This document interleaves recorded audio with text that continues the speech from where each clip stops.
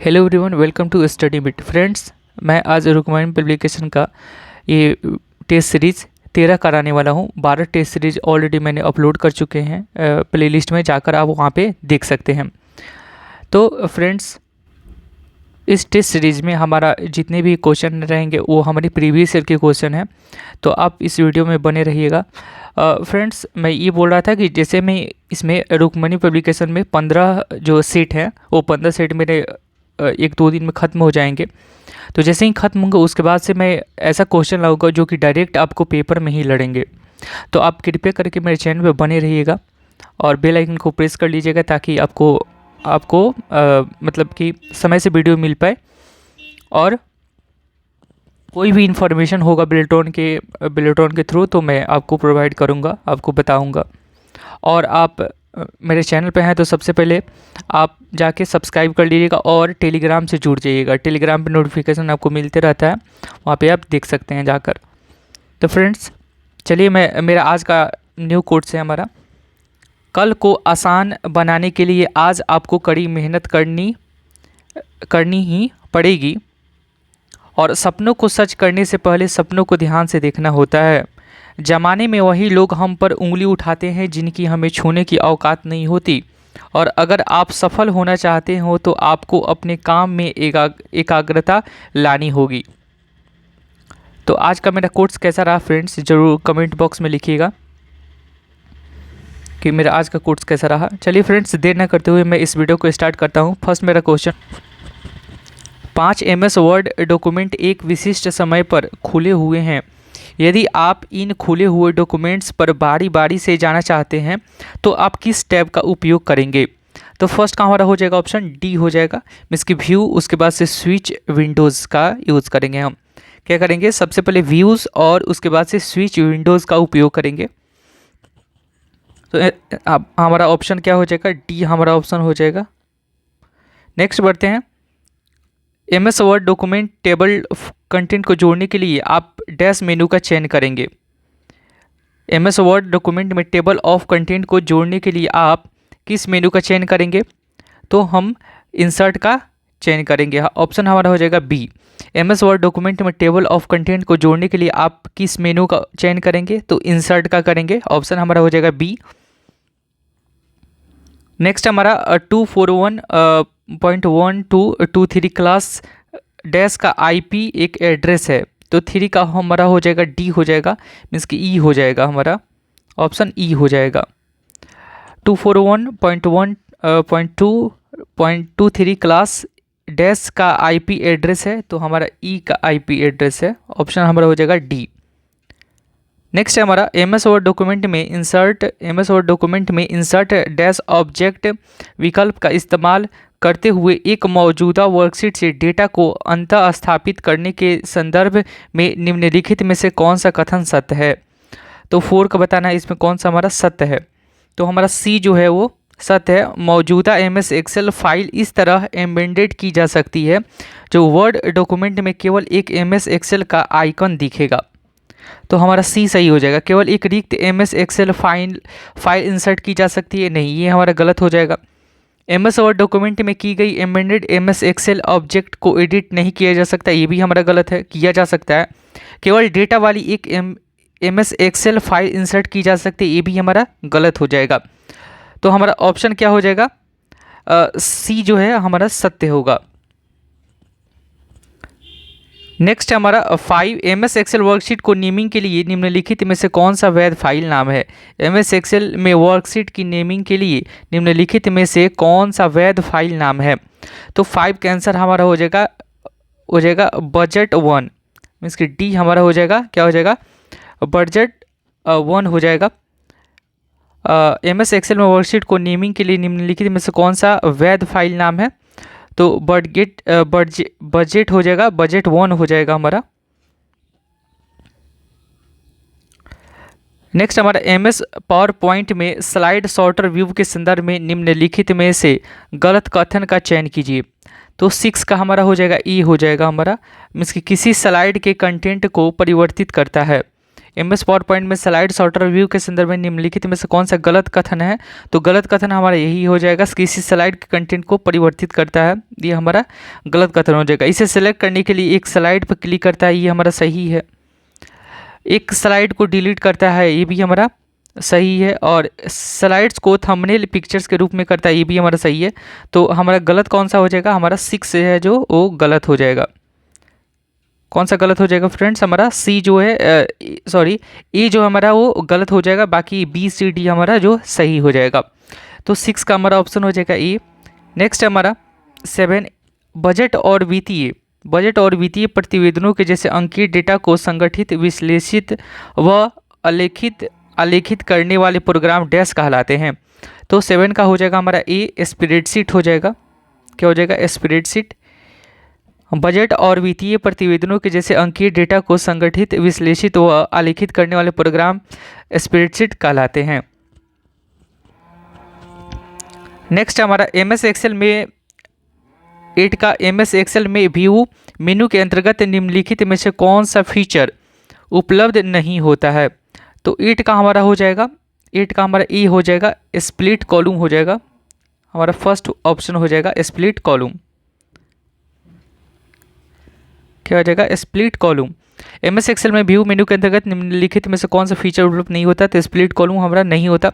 बाकी सब होते हैं, जिसमें फ्रीज पेन्स ये होते हैं, न्यू विंडोज़ ये होते हैं, वेरिएंस ऑल ये भी होते हैं, ये हमारे नहीं होते हैं, उपलब्ध नहीं होते हैं, तो ये नहीं होते स्प्लिट कॉलम। नेक्स्ट हमारा मेल मर्ज के लिए डेटा सोर्स के रूप में MS एक्सेल स्प्रेडशीट तैयार करने के लिए यह सुनिश्चित करें कि आपकी स्प्रेडशीट में डैश के नाम उन फील्ड के नामों से सुमेलित हो जिन्हें आप अपनी मेल मर्ज में इंसर्ट करना चाहते हैं। तो 9 का हमारा हो जाएगा ई, हो जाएगा कॉलम हो जाएगा, ऑप्शन हो जाएगा ई। निम्नलिखित में से कौन सी टेक्नोलॉजी का उपयोग बैंकों द्वारा चेक की प्रक्रिया के लिए किया जाता है? तो 10 का हो जाएगा हमारे बी, हो जाएगा MICR। निम्नलिखित में से कौन सी टेक्नोलॉजी का उपयोग बैंकों द्वारा चेक की प्रक्रिया के लिए किया जाता है? तो MICR का हो जाएगा MICR। मेल मर्ज के लिए डेटा सोर्स के रूप में MS एक्सेल स्प्रेडशीट तैयार करने के लिए यह सुनिश्चित करें कि आपकी स्प्रेडशीट में डैश के नाम उन फील्ड के नामों से सुमेलित हो जिन्हें आप अपनी मेल मर्ज में इंसर्ट करना चाहते हैं। तो कॉलम हो जाएगा, ई ऑप्शन हो जाएगा 9 का हमारा। और 10, कौन से टेक्नोलॉजी का उपयोग बैंकों द्वारा चेक की प्रक्रिया के लिए किया जाता है? तो MICR का ऑप्शन हमारा बी हो। नेक्स्ट हमारा क्लास के नेटवर्क में पहले डैश बिट एड्रेस के नेटवर्क पार्ट होते हैं और डैश शेष बिट एड्रेस के होस्ट पार्ट होते हैं। तो 11 का आंसर हमारा हो जाएगा डी, हो जाएगा 8:24 हो जाएगा, 8:24 हो जाएगा। क्लास ए नेटवर्क में पहले यहाँ पे 8 बिट्स होते हैं, 8 बिट्स एड्रेस के नेटवर्क पार्ट होते हैं और 24 6 बिट एड्रेस के होस्ट पार्ट होते हैं। नेक्स्ट हमारा MS एक्सेल में लॉक या अनलॉक सेल्स फंक्शन के कार्य करने के लिए इनमें से किस विकल्प को इनेबल किया जाना चाहिए? तो 12 के आंसर हमारा क्या हो जाएगा? ई हो जाएगा। प्रोटेक्ट वर्कबुक फंक्शन को इनेबल करने की आवश्यकता है। क्या करना है? प्रोटेक्ट वर्कबुक फंक्शन को इनेबल करने की आवश्यकता है, ये हमारा ऑप्शन ए हो जाएगा। नेक्स्ट हमारा MS एक्सेल में आपको फॉर्मेट कोड वाली फॉर्मेटिंग लागू करने पर दिखने वाली संख्याओं के तरीके में परिवर्तन करने की सुविधा देता है। यह उस स्थिति में उपयोगी होता है जब आप संख्याओं को अधिक पठनीय फॉर्मेट में दर्शाना चाहते हैं या आप संख्याओं को टेक्स्ट या सिंबल्स के साथ संयोजित करना चाहते हैं। तो 13 का आंसर हमारा हो जाएगा ई, हो जाएगा टेक्स्ट फंक्शन हो जाएगा, ऑप्शन हमारा ई हो जाएगा टेक्स्ट फंक्शन। नेक्स्ट हमारा 14, MS एक्सेल में प्रोटेक्शन फीचर्स के संदर्भ में निम्नलिखित में से कौन सा असत्य है? हमारा असत्य पूछ रहा है, तो 14 का आंसर हमारा हो जाएगा सी, मीन्स कि आप पासवर्ड निर्दिष्ट करके अपनी वर्कबुक के स्ट्रक्चर को लॉक नहीं कर सकते, ये हमारा असत्य है। Worksheet level protection security feature के रूप में अभिप्रेत नहीं होता, यह केवल प्रयोक्ताओं को वर्कशीट में लॉक की हुई सेल्स में परिवर्तन करने से रोकता है, ये हमारा सही है। आप सीट प्रोटेक्शन के साथ यह निर्दिष्ट कर सकते हैं कि यूजर सीट में वास्तव में क्या कर सकता है, जिसे यह सुनिश्चित होता है कि आपकी वर्कशीट में कोई भी महत्वपूर्ण डेटा प्रभावित नहीं होता, ये भी हमारा सही है। नेक्स्ट हमारा एमएस एक्सेल में आप एमएस एक्सेल फाइल को पासवर्ड निर्दिष्ट करके लॉक कर सकते हैं, जैसे यूजर इसे खोल या परिवर्तन नहीं कर सकते, ये भी हमारा सही है। तो गलत कौन सा हो जाएगा हमारा, ये सी हो जाएगा, ऑप्शन हमारा सी जो है वो असत्य है। नेक्स्ट हमारा एमएस वर्ड मेल मर्ज के लिए आप एमएस एक्सेल में डेटा सोर्स को इस्तेमाल कर रहे हैं, तो इसमें कुछ स्पेसिफिकेशन मिल सकते हैं। इस संदर्भ में निम्नलिखित में से कौन सा कथन गलत है। तो 15 का आंसर हमारा हो जाएगा बी जो है हमारा गलत हो जाएगा, कि लिस्ट में कोई रिक्त स्तंभ या पंक्ति नहीं होनी चाहिए। ये बोल रहा है कि नहीं होनी चाहिए, तो ये हमारा गलत हो जाएगा, ये हमारा गलत हो जाएगा। बाकी सब सही हो जाएगा। फील्ड के नाम कॉलम लेवल लिस्ट की पहली पंक्ति में होने चाहिए और फील्ड के नाम विशिष्ट होनी चाहिए, सही है। फील्ड के नामों तथा प्रथम रिकॉर्ड के मध्य में रिक्त पंक्ति होनी चाहिए, ये भी सही है हमारा। यदि वर्कशीट में कोई अतिरिक्त सूचना है तो कम से कम एक रिक्त पंक्ति या स्तंभ होना चाहिए जो लिस्ट को अन्य डेटा से पृथक कर सके, ये भी हमारा सही है। नेक्स्ट हमारा 16 है, डैश सोर्स कोड को इंटरमीडिएट फॉर्म में रूपांतरित करता है और फिर उस इंटरमीडिएट कोड को मशीन लैंग्वेज में रूपांतरित करता है, ये हमारा कौन सा है। तो ये हमारा सी हो जाएगा, कंपाइलर। ये ऑलरेडी मैं करा चुका हूँ वीडियो में मेरे, ये हमको लग रहा है ऐसा कि ये 10 या 11 टाइम्स रिपीटेड क्वेश्चन होगा, जो कि रूपांतरित करता है इंटरमीडिएट फॉर्म में किसी कोड को, तो वो कंपाइलर हो जाएगा। कंपाइलर जो है वो हमारा रूपांतरित करता है किसी इंटरमीडिएट फॉर्म में।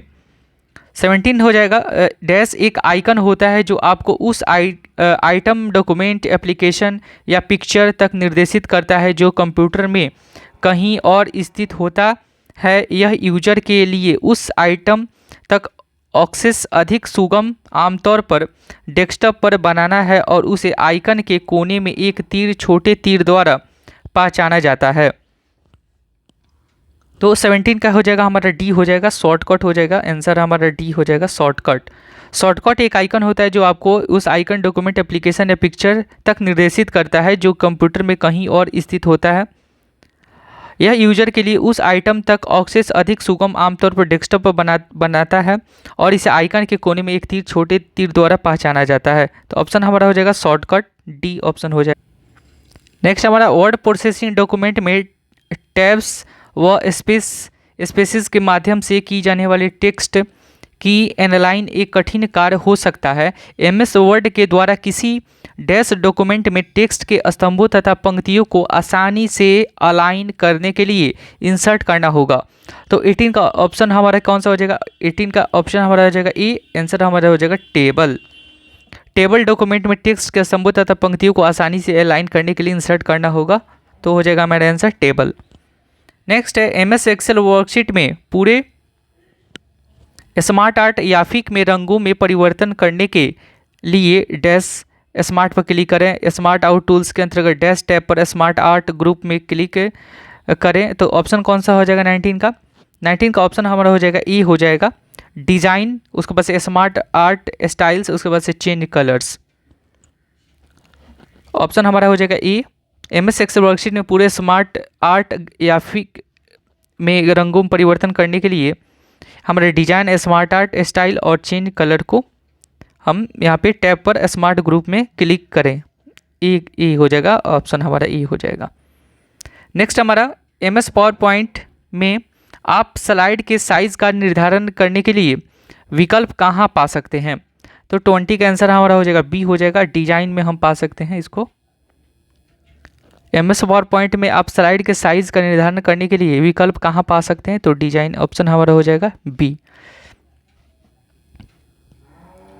नेक्स्ट हमारा 21, निम्नलिखित में से क्या परिणाम होगा, निम्नलिखित का क्या परिणाम होगा। तो 21 का आंसर हमारा हो जाएगा सी जो है वो हो जाएगा, डेस्कटॉप पर फाइल का शॉर्टकट आइकन बन जाएगा। Right click on file name और सेंड टू डेस्कटॉप, ये करेंगे तो क्या हो जाएगा, डेस्कटॉप पर फाइल का एक शॉर्टकट आइकन बन जाएगा, जो कि right click on file name, right click करेंगे उसके बाद से फाइल नेम आएगा, फिर सेंड टू, फिर डेस्कटॉप पे करेंगे तो डेस्कटॉप पर फाइल का शॉर्टकट आइकन एक बन जाएगा। नेक्स्ट हमारा 22,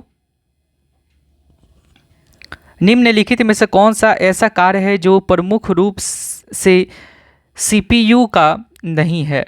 मीन्स कौन सा एक प्रमुख कार्य जो है वो सीपीयू का नहीं है, सेंट्रल प्रोसेसिंग यूनिट का कौन सा कार्य नहीं है हमारा?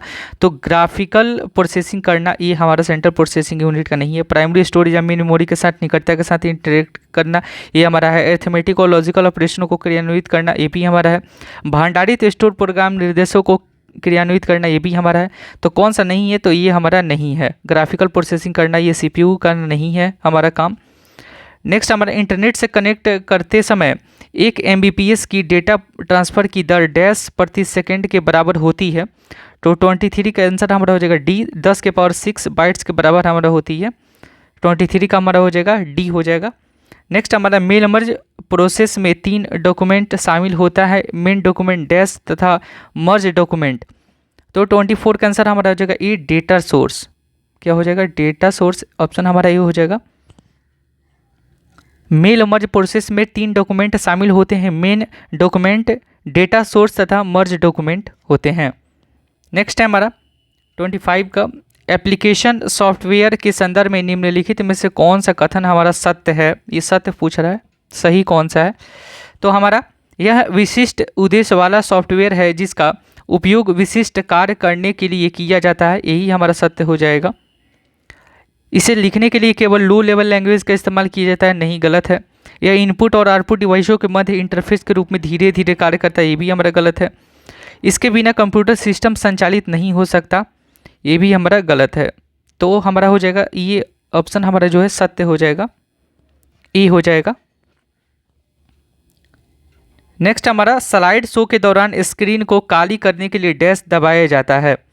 26 का क्या हो जाएगा हमारा? तो 26 का आंसर हमारा हो जाएगा बी। बी को दबाया जाता है। स्लाइड शो के दौरान स्क्रीन को काली करने के लिए बी को दबाया जाता है, बी को दबाया जाता है। ऑप्शन हमारा हो जाएगा बी। नेक्स्ट हमारा यदि आप MS Excel 2016 worksheet stand out पर विशिष्ट डेटा बनाना चाहते हैं तो डैश जैसे कि एरो, स्टार या बैनर का उपयोग करना एक अच्छा तरीका होगा। तो 27 का आंसर हमारा हो जाएगा बी हो जाएगा, स्मार्ट आर्ट हो जाएगा, बी हो जाएगा। यदि आप MS Excel 2016 worksheet stand out पर विशिष्ट डेटा बनाना चाहते हैं तो स्मार्ट आर्ट जैसे कि एरो, स्टार या बैनर का उपयोग करना एक अच्छा तरीका होगा। नेक्स्ट हमारा निम्नलिखित में से कौन सा कमांड बटन MS Excel में सेल के कंटेंट्स का फॉन्ट साइज नहीं परिवर्तित कर सकता? तो 28 का आंसर हमारा हो जाएगा सी हो जाएगा। ऑप्शन हमारा श्रिंक टेक्स्ट टू फिट, यह हो जाएगा हमारा। निम्नलिखित में से कौन सा कमांड बटन MS Excel में सेल के कंटेंट्स का फॉन्ट साइज नहीं परिवर्तित कर सकता? तो श्रिंक टेक्स्ट टू फिट हो जाएगा। नेक्स्ट हमारा आप अपने समस्त ग्राहकों को एक मानक पत्र भेज रहे हैं। आप पत्र में अपने ग्राहकों के नाम व पते लिखना चाहते हैं तो MS Word 2016 में आप क्या इंसर्ट करेंगे? तो 29 का क्या हो जाएगा हमारा? तो 29 का हमारा हो जाएगा सी हो जाएगा, डेटा सोर्स हो जाएगा। ये ऑप्शन हमारा सी हो जाएगा, डेटा सोर्स। नेक्स्ट हमारा MS पावर पॉइंट में की डैश सेटिंग के लिए ट्रिगर विकल्प का उपयोग किया जाता है। तो 30 का आंसर हमारा हो जाएगा बी। एनिमेशन का यूज़ किया जाता है, एनिमेशन का प्रयोग किया जाता है, एनिमेशन सेटिंग के लिए ट्रिगर विकल्प का प्रयोग किया जाता है। नेक्स्ट हमारा MS वर्ड में डैश एक पैराग्राफ के भीतर 2 लाइनों के मध्य की दूरी डैश कहलाती है। तो 31 का आंसर क्या हो जाएगा हमारा? तो 31 का आंसर हमारा हो जाएगा ए हो जाएगा, लाइन स्पेसिंग। क्या हो जाएगा? ए हो जाएगा, लाइन स्पेसिंग। MS वर्ड में एक पैराग्राफ के भीतर 2 लाइनों के मध्य की दूरी को लाइन स्पेसिंग कहलाती है।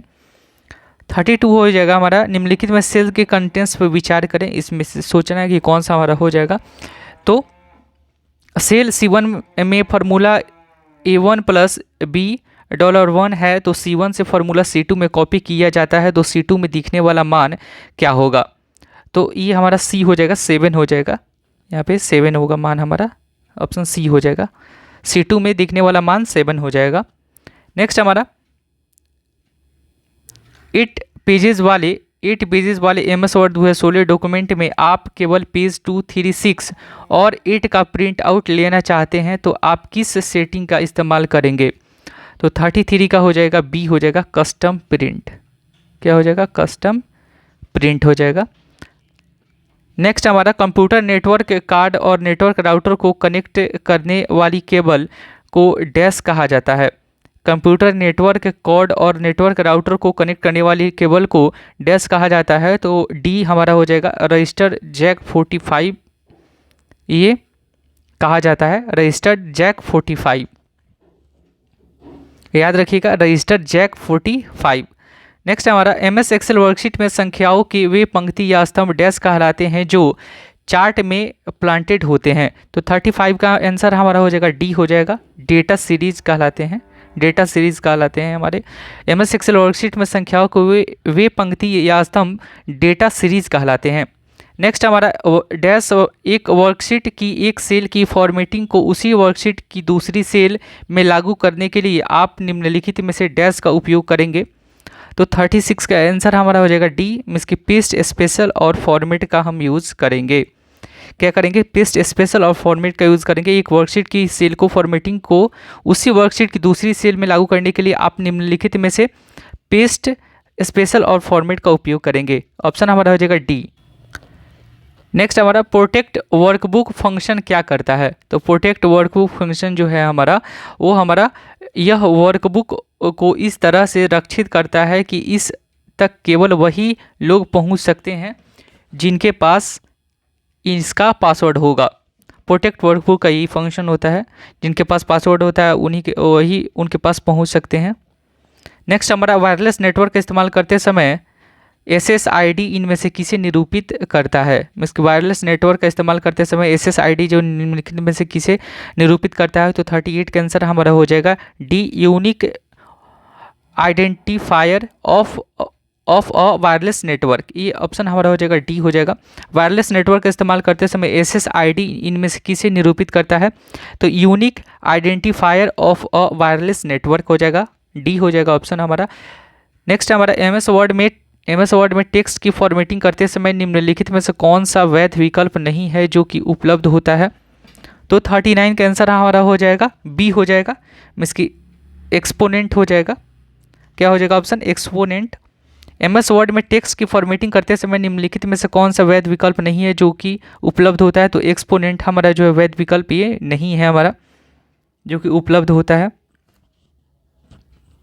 नेक्स्ट हमारा निम्नलिखित में से किसे किन्हें लो लैंग्वेज के रूप में परिभाषित किया जा सकता है? निम्नलिखित में से किसे किन्हें लो लेवल लैंग्वेज के रूप में परिभाषित किया जा सकता है? तो हमारा हो जाएगा 40 का आंसर हमारा हो जाएगा डी हो जाएगा, असेंबली। ये भी हमारा रिपीटेड क्वेश्चन है, असेंबली हो जाएगा जो कि लो लेवल लैंग्वेज के रूप में परिभाषित किया जा सकता है असेंबली को। नेक्स्ट हमारा एमएस एक्सेल 2016 में आप वर्कशीट रीनेम कैसे करेंगे? जैसे में एमएस एक्सेल 2016 में आप वर्कशीट को रीनेम कैसे करेंगे? तो 41 का आंसर हमारा हो जाएगा सी, मीन्स की right click on the sheet name और रीनेम, ये हमारा सी हो जाएगा। एमएस एक्सेल 2016 में आप वर्कशीट को रीनेम कैसे करेंगे? तो right click on the sheet name और रीनेम करेंगे। नेक्स्ट हमारा एमएस वर्ड में किसी टेक्स्ट का फॉन्ट परिवर्तित करने के लिए क्या करना होगा? तो 42 का आंसर हमारा हो जाएगा डी, मीन्स की फॉन्ट करना होगा। क्या करना होगा? फॉन्ट करना होगा। एमएस वर्ड में किसी टेक्स्ट का फॉन्ट परिवर्तित करने के लिए फॉन्ट का इस्तेमाल करना होगा। तो ऑप्शन हमारा कौन सा हो जाएगा? परिवर्तित किए जाने वाले टेक्स्ट को सिलेक्ट करेंगे, उसके बाद से होम टैब पर डैश बॉक्स पर ड्रॉप डाउन एरो पर क्लिक करेंगे, उसके बाद से वांछित फॉन्ट का चयन करेंगे। तो होम टैब पर फॉन्ट बॉक्स पर ड्रॉप डाउन एरो पर क्लिक करेंगे, उसके बाद से वांछित फॉन्ट का चयन करेंगे। तो आंसर हमारा हो जाएगा फॉन्ट, ऑप्शन डी हो जाएगा। नेक्स्ट हमारा एमएस एक्सेल में इनमें से किस टूल का उपयोग एक सेल के फॉर्मेट को किसी दूसरी या सेल्स की रेंज में कॉपी करने के लिए किया जाता है? तो 43 का आंसर हमारा हो जाएगा बी, किस फॉर्मेट पेंटर का उपयोग किया जाता है?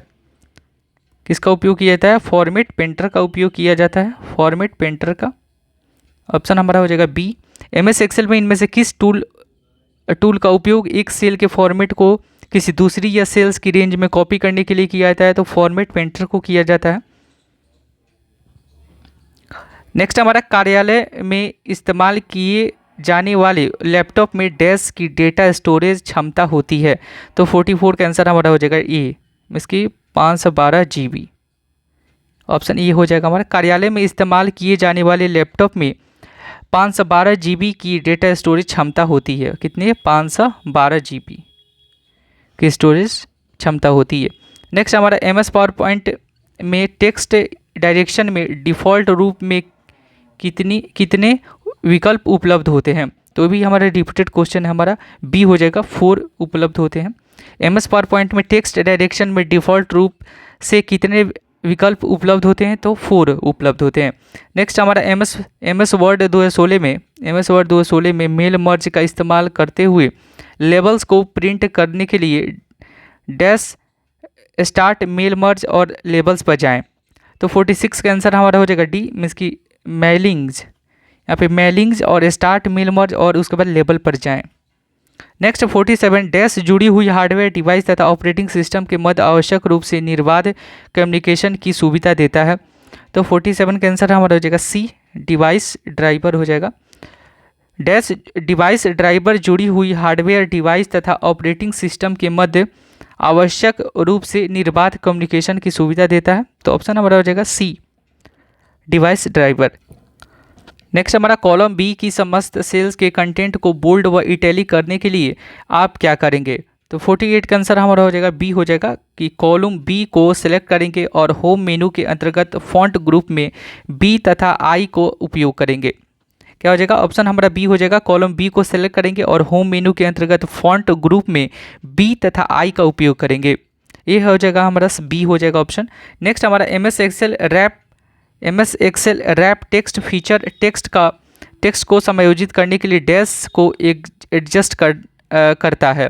तो 49 का आंसर हमारा हो जाएगा डी, रो की ऊंचाई को एडजस्ट करता है। MS एक्सेल पर टेक्स्ट फीचर टेक्स्ट का समायोजित करने के लिए रो की ऊंचाई को एडजस्ट करता है। तो ऑप्शन हमारा हो जाएगा ये डी हो जाएगा। नेक्स्ट हमारा विंडोज एक्सपी में डैश बटन होते हैं जो आपको समान टूलों तथा वर्तमान में चल रहे प्रोग्रामों तक त्वरित एक्सेस देते हैं। तो 50 का आंसर हमारा हो जाएगा बी, इसके टास्क बार जो है वो हमारा बटन होते हैं जो कि आपको समान टूलों तथा वर्तमान में चल रहे प्रोग्रामों का त्वरित एक्सेस देते हैं। तो ऑप्शन हमारा हो जाएगा बी। नेक्स्ट है रेंज A1 रेशियो D5 में कितनी सेल होती हैं? तो 51 का आंसर हो जाएगा हमारा बी हो जाएगा, 20 रेंज होती है। रेंज A1 D5 में कितनी सेल होती हैं? तो 20 सेल होती हैं। नेक्स्ट हमारा MS वर्ड में प्रिंट प्रीव्यू पाने के लिए Ctrl+P के अतिरिक्त किस शॉर्टकट कुंजी का उपयोग किया जा सकता है? तो 52 का आंसर हमारा हो जाएगा डी, Ctrl+F2 का। क्या हो जाएगा? Ctrl+F। नेक्स्ट हमारा I/O डिवाइस सीधे मदरबोर्ड से जुड़े इलेक्ट्रॉनिक मॉड्यूल से जुड़े होते हैं जिन्हें डैश कहा जाता है। तो 53 का आंसर हमारा हो जाएगा बी हो जाएगा, डिवाइस कंट्रोलर कहा जाता है। क्या कहा जाता है? डिवाइस कंट्रोलर कहा जाता है।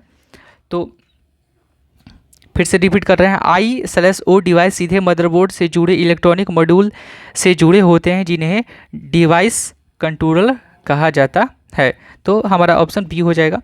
नेक्स्ट हमारा MS एक्सेल में सेल स्टाइल्स फीचर के संदर्भ में निम्नलिखित में से कौन सा कथन सत्य नहीं है?